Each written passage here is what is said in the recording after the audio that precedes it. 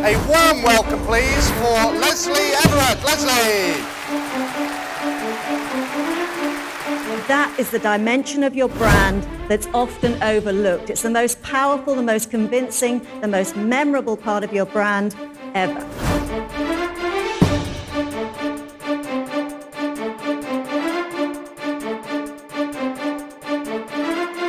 If you were to write a book about your life history so far, what would the title of that book be? It's an interesting thought. It could be the start of you defining what your brand is, because that's authentic.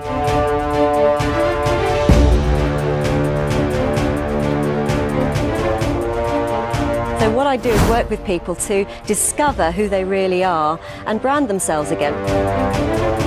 Lesley Everett, thank you for coming, Lesley. Pleasure. What is personal branding? I like to say that our personal brand is actually what people say about us behind our back.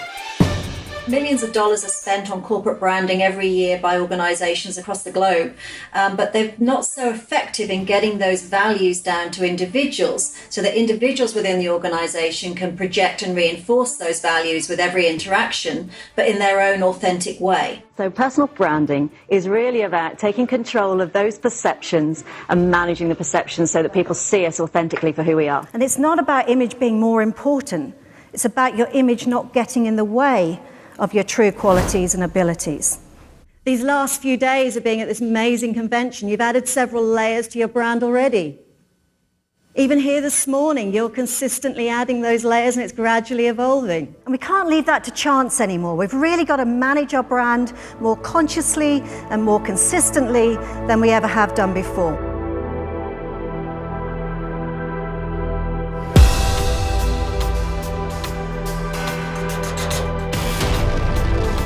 So discover it, test it, package it, and project it.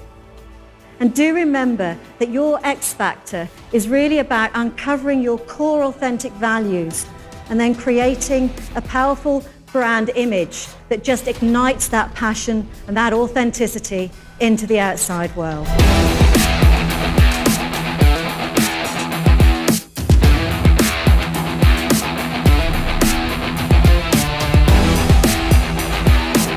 So the keynotes really do look at taking the broad aspect of the corporate brand values. So I will do a lot of work on understanding those values first of all, and then using that as an umbrella so that we can work with individuals to give them what they need to develop their personal brand in alignment with your corporate brand messaging. And it's your powerful, authentic personal brands that collectively make the difference in your teams and for the company as a whole.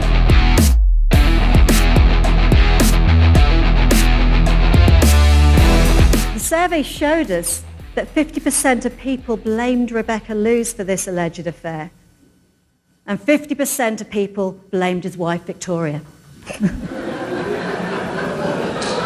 I know. It's a great illustration of a consistent brand because we don't quite believe it. It doesn't fit within the powerful, focused, great dad, great footballer brand that we think we all know, because he's so consistent with that brand image. So it doesn't quite fit. So we're not quite sure whether he did it or not. And if he did do it, it's just a blip. So I want to ask you right now, what do you do so consistently well that when you don't quite deliver to expectations, people consider it to be a blip rather than part of your brand? As I approach the end of my term as President and Executive Council Chair of the Global Speakers Federation, I look back on an incredible year of recognition of the power of our global community. As I've traveled around the world to many of your association conferences and conventions, I've realized more than ever, and it's confirmed to me more than ever, that every single one of us now is a global speaker.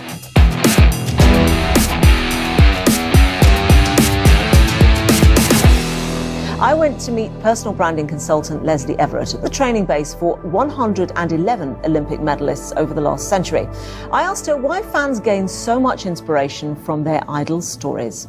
I think the world we live in now, we're looking for trust and likability with whatever we do. And that's absolutely true in business, never more so than it is now. So probably also because of the difficult economic environment. Yeah, absolutely. I mean, trust is absolutely key. We need to know what we're working with, who we're working with. It's no longer good enough for top executives to sit in their glass offices on the top floor and not engage with the outside world.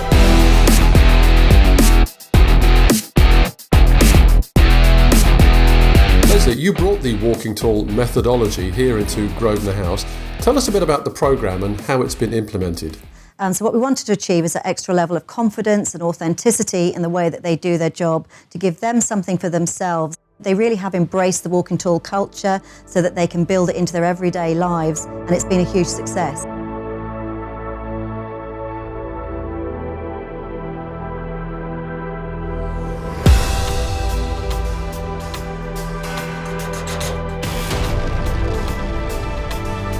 I've fallen off the stage at the end of a presentation, luckily, and ripped the heel off a shoe.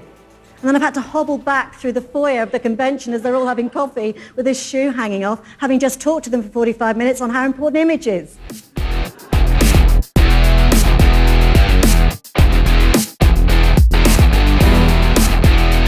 When that fire alarm went off this morning, I wasn't concerned about the fact there might be a fire in the hotel or I'd have to stand outside for quite a while in freezing temperatures.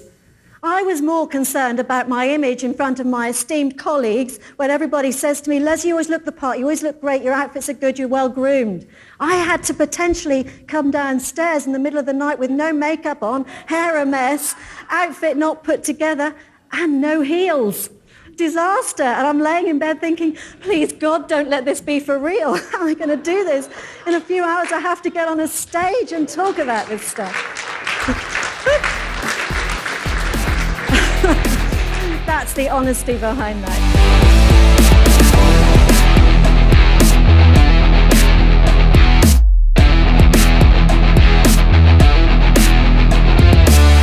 Thank you.